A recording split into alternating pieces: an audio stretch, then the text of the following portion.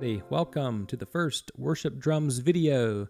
So glad you could join in today. If you could, subscribe to the videos. I'll be doing drum tutorials down the road, as well as Ableton know-hows and cut-throughs, and also how to just fit in as a worship drummer in the environment and also your role within a worship band. Sometimes it's confusing about what we're supposed to do, and I really want to make it clear kind of what our goal is and our intent to be a solid worship drummer. So let's just jump right in. Today I want to talk about setting up your click track within Ableton Live, how to rename the tracks, how to reset the actual tempos of the tracks, and then how to route those out as well. So let's just jump right in here. So at the very top, we've got an Ableton click already built in at the top here. So right now it's set at 70. When you open your Ableton Live up, it'll be set at 120. And this is what it sounds like.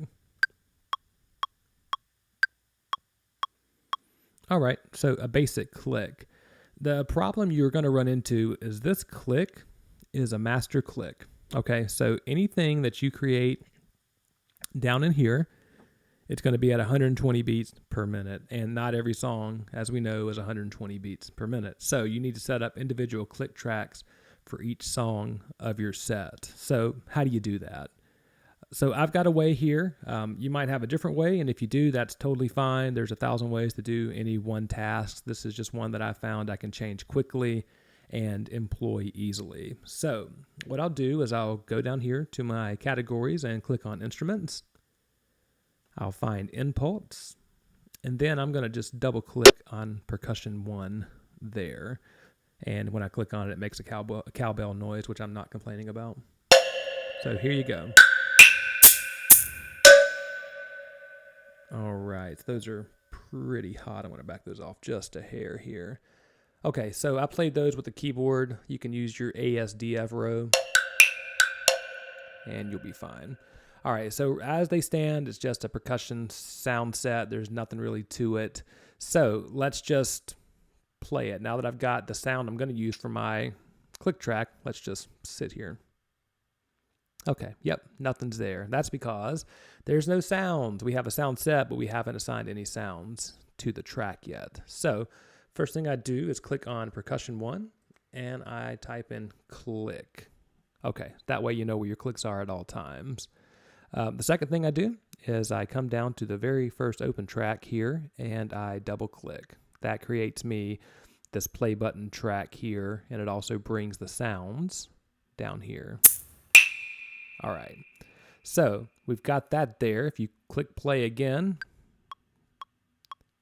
nothing's going to happen because that's just the master click track. So if you hit it one more time here, there's still no sound. So we need to create a sound to put in this track. So what I do is I right click or 2-finger click on a Mac and click draw mode, and that'll get you directly into your drawing mode. It turns into this pencil here, and then you can draw.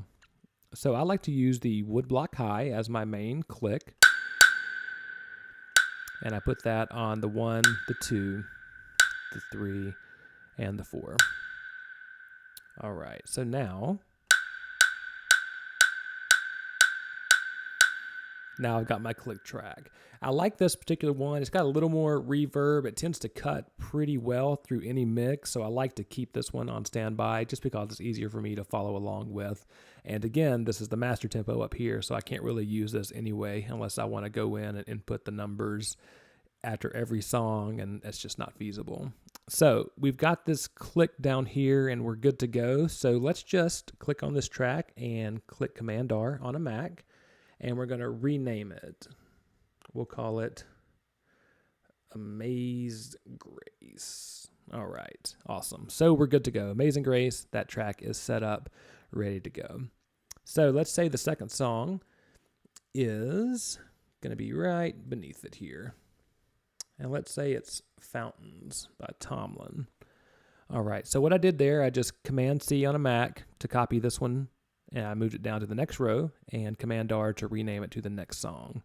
This is the fastest way to do it. I mean, you literally can go through and paste all of these in, give them different names. We'll call this one Gassing, and we'll call this one 1, 2, 3, 4.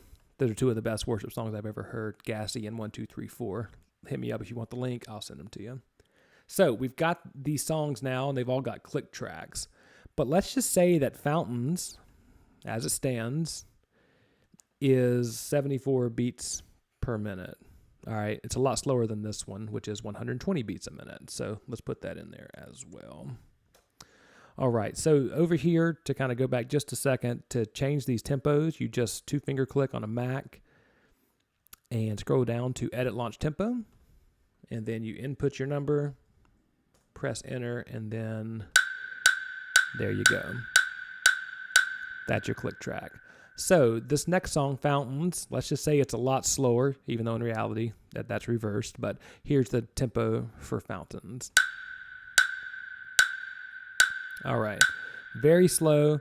As a worship drummer, our main goal, our number one goal should be, besides obviously worshiping and giving honor to God, is to stay on tempo. I can't say that enough. I've been to so many services and so many shows where there's no click track, and once it starts dragging, I mean, it implodes on itself, the song. I mean, you lose that worshipful atmosphere that's being created because people are very, very keen to hearing tempo changes or if something sounds bad. So I can't say that enough. Really, really, one, you should be on a click, but two, make sure that you're staying on the click. And as someone who's been playing for years, I'm rock solid on a click. But even these slower songs like this, it's easy to push notes and hits and cymbals and rolls. It's easy to push those things, to go faster than the beat, or to even slow down and start dragging, which is even worse. So in these cases where the click just sounds a little too slow for me, I want to make sure I'm not going to have any chance to get off.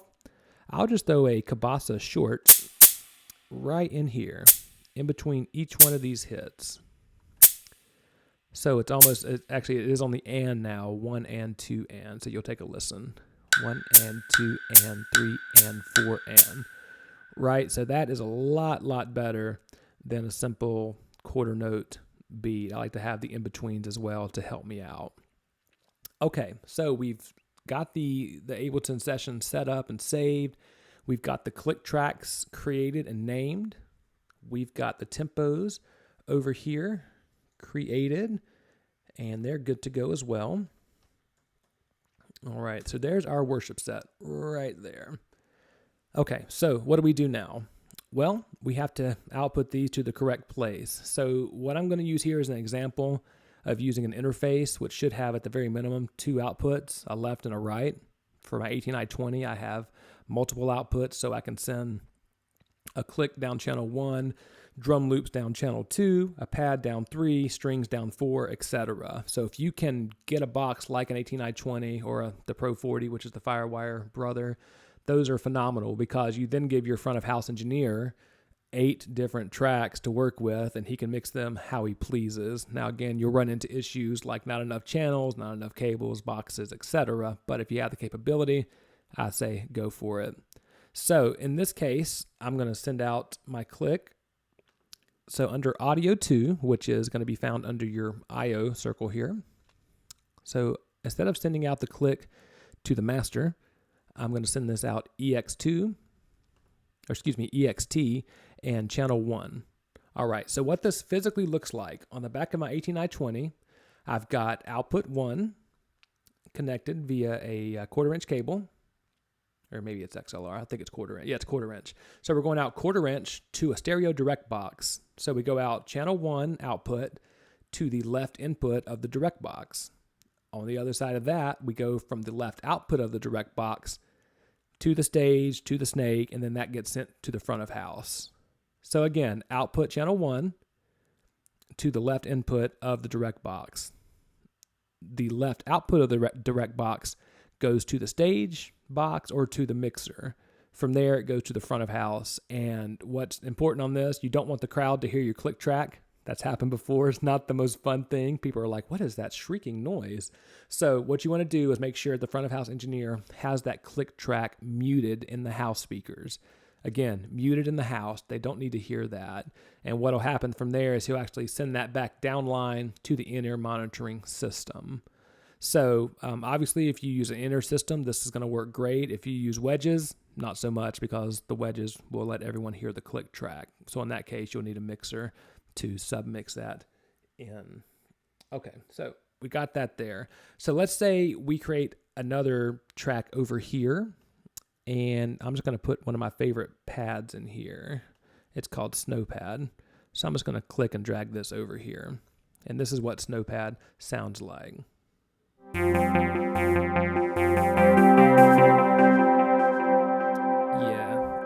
that's one of my favorite pads, not the way that it stands now, because I do some work on it to make it a lot softer. So let me just show you that real quick as well. So we're going to make the filter frequency. I'm just going to click right on the middle of it and type in my predetermined numbers. There we go. 127, and noise is 101. All right, everything else I'm just going to bottom out because I don't like all that movement. I want to create a carpet under the worship, just a nice root note pad that can really get us to where we need to be. So this is what it sounds like with the edit on it.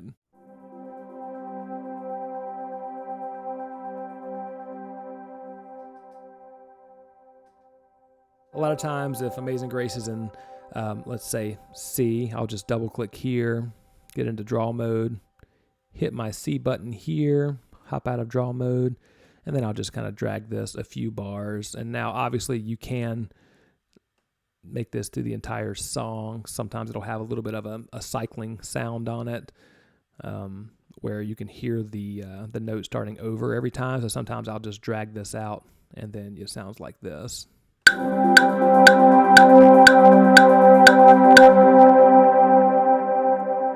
All right, nice reverb. It falls out really easily. So in this case, and this can be this is a pad. If you have a drum loop, if you have strings, if you have anything else pre-recorded, you can do the same method. So we'll just insert this here, and now on this one here, we're going to send this out EXT number 2.